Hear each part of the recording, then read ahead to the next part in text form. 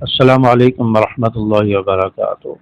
محرم الحرام کے مہینے کی فضیلت کیا ہے، اور عاشورہ کا روزہ 10 محرم کے روزے کی کیا فضیلت ہے؟ حدیث مبارکہ میں آپ صلی اللہ علیہ وسلم نے کیا فرمایا؟ کیا صرف 10 محرم کا روزہ رکھنا چاہیے یا اس کے ساتھ 9 اور 11 کا روزہ بھی ملانا چاہیے؟ عاشورہ کے روزے کی نیت کیسے کرنی چاہیے؟ یہ تمام باتیں آج کی ویڈیو میں آپ کے ساتھ شیئر کرنے جا رہا ہوں۔ ویڈیو کو آخر تک دیکھیں تاکہ بات آپ کو مکمل سمجھ آ سکے۔ دیکھیں، محرم الحرام کے مہینے کی بہت زیادہ فضیلت ہے۔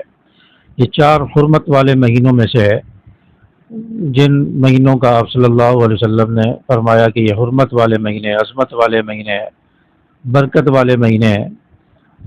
ان 4 مہینوں میں سے ایک مہینہ محرم بھی ہے۔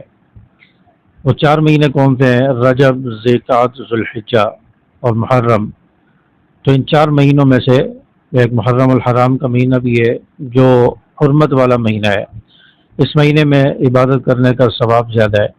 اس مہینے میں گناہوں سے بچنا چاہیے، اور عرب کے مشرک اور کافر بھی ان مہینوں کا احترام کیا کرتے تھے، یہاں تک کہ جنگ و جدل، لڑائی بھی روک دیا کرتے تھے، جنگیں روک دیا کرتے تھے کہ حرمت والے مہینے گزر جائیں گے، اس کے بعد ہم لڑائی کریں گے، جنگ کریں گے۔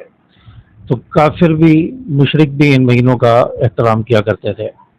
تو یہ وہ عظمت والے مہینے ہیں۔ ان مہینوں کی بہت زیادہ فضیلت ہے، اور خاص طور پر محرم الحرام کا مہینہ، اس مہینے میں بہت زیادہ تاریخی واقعات رونما ہوئے ہیں جو تاریخ کی کتابوں میں ملتے ہیں۔ تو اس مہینے کو اس اعتبار سے بہت زیادہ فضیلت ہے، اور خاص طور پر 10 محرم کی بہت زیادہ فضیلت ہے۔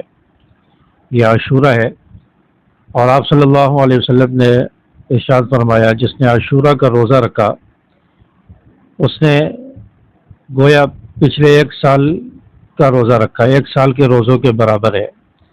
یعنی عاشورہ کا روزہ، 10 محرم کا روزہ 1 سال کے گناہوں کا کفارہ ہے۔ 1 سال کے صغیرہ گناہ اللہ تبارک و تعالیٰ معاف فرما دیتے ہیں جو عاشورہ کا 10 محرم کا روزہ رکھتا ہے، اور کبیرہ گناہ یہ سچی توبہ کرنے سے، اللہ تعالیٰ سے صدق دل سے معافی مانگنے سے، گناہوں کو چھوڑنے کا ارادہ اور پکا عزم کر لینے کے بعد یہ معاف ہوں گے۔ لیکن عاشورہ کا روزہ رکھا تو صغیرہ گناہ جتنے بھی ہوں گے گزشتہ 1 سال کے، اللہ تعالیٰ وہ معاف فرما دیں گے۔ تو اس اعتبار سے یہ روزہ بہت زیادہ اہمیت کا حامل ہے۔ اور عاشورہ کا روزہ، 10 محرم کا روزہ، یہ اللہ تبارک و تعالیٰ کی اطاعت، شکر گزاری اور عبادت کا درس دیتا ہے۔ تو عاشورہ کے دن، اور خاص طور پر محرم کے مہینے میں، ہمیں زیادہ سے زیادہ عبادت کرنی چاہیے، نفلی روزے رکھنے چاہیے، استغفار کرنا چاہیے، ذکر کرنا چاہیے، قرآن پاک کی تلاوت کرنی چاہیے۔ تو جو عبادت ہم سے ہو سکے تو وہ عبادت ہم کریں، اور اپنی روزمرہ کی جو روٹین ہے عبادت کی اس میں تھوڑا اضافہ کر دیں، نوافل میں، تلاوت میں، استغفار میں۔ تو اس مہینے میں عبادت زیادہ کی جائے۔ عاشورہ کے دن بھی خاص طور پر استغفار اور قرآن پاک کی تلاوت کی جائے۔ تو اب عاشورہ کے روزے کے بارے میں آپ صلی اللہ علیہ وسلم نے فرمایا کہ 10 محرم کا روزہ رکھا کرو۔ صحابہ پہلے 10 محرم کا روزہ رکھتے تھے، آپ صلی اللہ علیہ وسلم بھی 10 محرم کا روزہ رکھتے تھے۔ تو بعد میں پتہ چلا کہ یہودی بھی 10 محرم کا روزہ رکھتے ہیں۔ تو آپ صلی اللہ علیہ وسلم نے اس مشابہت سے بچنے کے لیے کہ یہودیوں کے ساتھ ہماری مسلمانوں کی مشابہت ہو جائے گی، یہودی بھی 10 محرم کا روزہ رکھیں اور مسلمان بھی 10 محرم کا روزہ رکھیں، تو آپ صلی اللہ علیہ وسلم نے ارشاد فرمایا، آئندہ سال اگر میں زندہ رہا تو میں آئندہ سال 10 محرم کے روزے کے ساتھ 9 محرم کا یا 11 محرم کا روزہ ملاؤں گا، یعنی 2 روزے رکھیں گے۔ تو جب آئندہ سال آیا تو آپ صلی اللہ علیہ وسلم اس سے پہلے وفات فرما گئے، رحلت فرما گئے۔ تو آپ صلی اللہ علیہ وسلم 2 روزے نہیں رکھ سکے، لیکن آپ صلی اللہ علیہ وسلم نے حکم دے دیا تھا کہ آئندہ سال سے 2 روزے رکھے جائیں، 9 محرم کا 10 محرم کے ساتھ یا 11 محرم کا 10 کے ساتھ ملایا جائے۔ تو اس لیے عاشورہ کے 10 محرم کے جو روزے ہیں، 9 اور 10 محرم کا رکھا جائے یا 10 اور 11 محرم کا روزہ رکھا جائے۔ اب روزے کی نیت کیسے کرنی ہے؟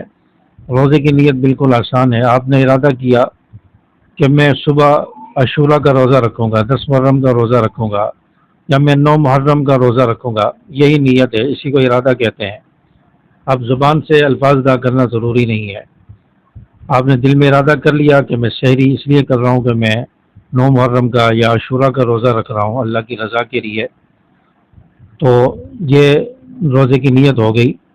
اور یہ عاشورہ کا روزہ یہ آپ صلی اللہ علیہ وسلم کی سنت ہے، آپ صلی اللہ علیہ وسلم رکھا کرتے تھے۔